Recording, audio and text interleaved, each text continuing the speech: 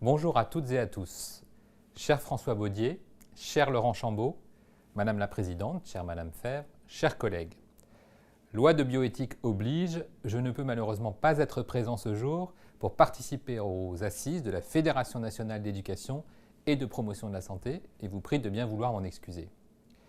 Ces assises vont traiter d'un sujet essentiel qui a pris une nouvelle dimension en France depuis quelques années. L'importance de l'action publique sur les déterminants socio-environnementaux de la santé, en complément de l'éducation pour la santé, a fait son chemin et mobilise aujourd'hui l'ensemble des ministres du gouvernement. Cette mobilisation intersectorielle et donc interministérielle, voulue par le président de la République, le gouvernement et la ministre des Solidarités et de la Santé, est nécessaire à tous les échelons, des territoires de vie de nos concitoyens à l'Union européenne. La santé dans toutes les politiques au niveau national, du CNSP au CIS et PNSP. Au niveau national, une première tentative de coordonner l'action des différents secteurs en faveur de la santé a eu lieu il y a près de 15 ans. Il s'agissait, comme vous vous en souvenez peut-être, du Comité national de santé publique qui fusionnait les missions du Comité national de la sécurité sanitaire et du Comité technique national de prévention. Tentative sans grand succès malheureusement. Sa substitution par le Comité interministériel pour la santé a, de mon point de vue, permis de corriger deux écueils importants. Premièrement, c'est au niveau du Premier ministre que se joue dorénavant la politique intersectorielle de santé. C'est lui qui préside les réunions annuelles et suit de près la mise en œuvre et les résultats concrets de terrain. Deuxièmement, il ne s'agit plus de coordonner des initiatives sectorielles, mais bien de les penser ensemble et de bâtir une politique intersectorielle de promotion de la santé concertée. En pratique, la stratégie nationale de santé et le plan national de santé publique, rebaptisé Priorité Prévention, ont été élaborés collégialement puis validés par tous dans le cadre du Comité interministériel pour la santé. Celui-ci est réuni chaque année depuis 2016 pour valider une stratégie globale ou un plan d'action interministériel en faveur de la santé. En 2016, il s'agissait de la feuille de route de lutte contre l'antibiorésistance. En 2017, de la stratégie nationale de santé. En 2018, du plan national de santé publique, ce fameux plan Priorité Prévention, et en 2019, de l'actualisation du plan, voulu comme évolutif et évalué par le Haut Conseil de santé publique, favorisant une approche populationnelle et chronologique. 10 nouvelles mesures phares ont ainsi été ajoutées. Le Comité interministériel pour la santé réunit l'ensemble des ministres du gouvernement sous la présidence du Premier ministre. Il s'est réuni à Santé publique France en 2018 et dans un collège en 2019. L'organisation des travaux interministériels préparatoires est assurée par le comité permanent restreint que je préside. Le plan national de santé publique, priorité prévention, est la traduction opérationnelle des enjeux de prévention de la stratégie nationale de santé.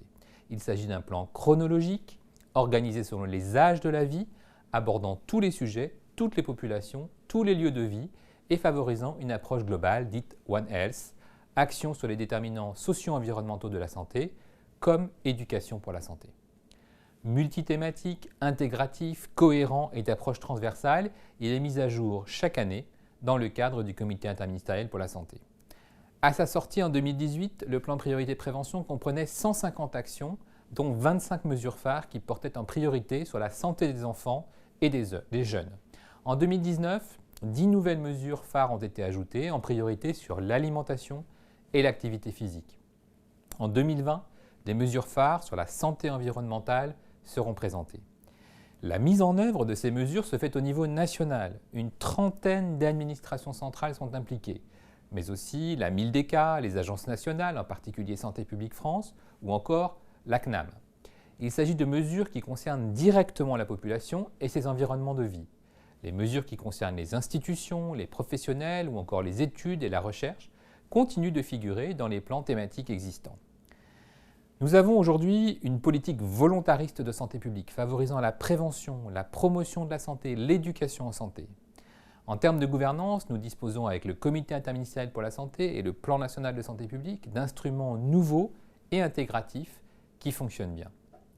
Un autre aspect qui relève de la santé dans toutes les politiques concerne l'évaluation des impacts en santé. Cette évaluation reste un des points insuffisamment développés aujourd'hui en France, même si des progrès ont été faits dans ce domaine avec l'évaluation du plan par le Haut Conseil de santé publique. Le suivi d'indicateurs de résultats et les tableaux concernant les objets de la vie quotidienne, bref, la recherche d'un impact réel dans la vie quotidienne de nos concitoyens.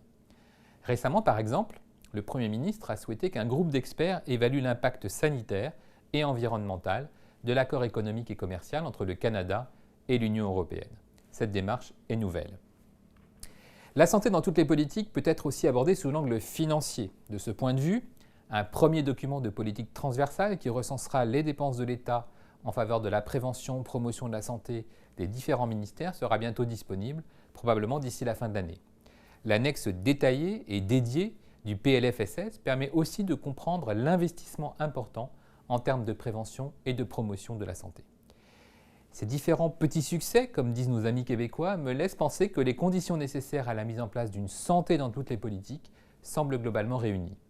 Ces conditions de réussite restent fragiles et doivent mobiliser notre vigilance, mais un cap a été franchi grâce à une application collective de longue date en faveur du développement de la promotion de la santé et de l'importance qu'il y a à agir sur les déterminants socio-économiques et socio-environnementaux de la santé.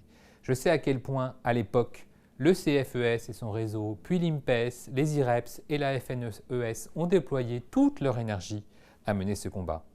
L'essentiel à présent est de veiller à la mise en place effective des mesures du plan priorité prévention partout sur le territoire et pour tous.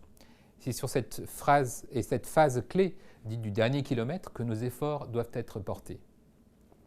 Assurer la continuité entre la décision politique, la mise en place concrète des mesures, leur efficacité et leur pérennité. C'est pour le moment le cas. Le taux de mise en œuvre des mesures est bon. L'engagement des différents secteurs en faveur de la santé se confirme dans la phase opérationnelle. Je ne peux que m'en réjouir et en remercier tous les acteurs et toutes les parties prenantes dans les territoires. Voilà ce que je souhaitais vous faire partager de mon expérience en matière de développement de la santé dans toutes les politiques. Cela n'épuise pas le sujet, d'autres intervenants vont donner au cours de cette journée un autre éclairage à ce sujet fort intéressant. N'hésitez pas à revenir vers la DGS pour des questions si vous souhaitez avoir davantage de précision. Il ne me reste plus qu'à vous remercier de votre aimable invitation, de votre attention, de votre mobilisation et à vous souhaiter une excellente journée d'échange.